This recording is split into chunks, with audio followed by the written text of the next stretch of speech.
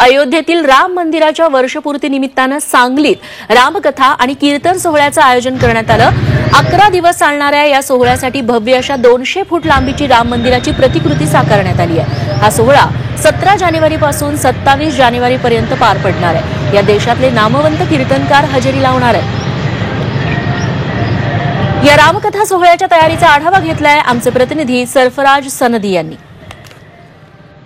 अयोध्यातील राम मंदिराच्या वर्षपूर्तीनिमित्त सांगलीमध्ये रामकथा आणि नामसंकीर्तन सोहळ्याचं आयोजन करण्यात आलेलं आहे। 11 दिवस सांगलीतल्या कल्पद्रुम क्रीडांगणावर हा सोहळा जो आहे तो पार पडणार आहे आणि त्यानिमित्ताने भव्य दिव्य अशा अयोध्या नगरी या ठिकाणी उभारण्यात आलेली आहे। राम मंदिराची भव्य दिव्य प्रतिकृती या ठिकाणी साकारण्यात आलेली आहे।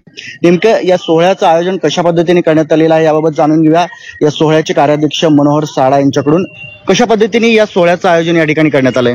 सांगलीमध्ये 17 जानेवारी ते 27 जानेवारी या कालावधीमध्ये श्री रामकथा व नामसंकीर्तन सोहळ्याचं आयोजन जे केलेलं आहे त्यामध्ये रामकथेचं जे वक्ता आहेत ते परमपूज्य श्री समाधान महाराज शर्मा यांच्या मुखातून येणार आहे आणि रोज रात्री 7:30 ते 9:30 संपूर्ण महाराष्ट्रातल्या वारकरी समाजांना एकत्रित करून आपण इथं नामसंकीर्तन सोहळ्याचं आयोजन केलेलं आहे। यामध्ये प्रथम दिवशी ध्वजारोहण होईल, दुसऱ्या दिवशी शोभायात्रा कलश यात्रा निघेल, शेवटच्या दिवशी पुन्हा एक महादिंडीचं देखील आपण आयोजन केलेलं आहे।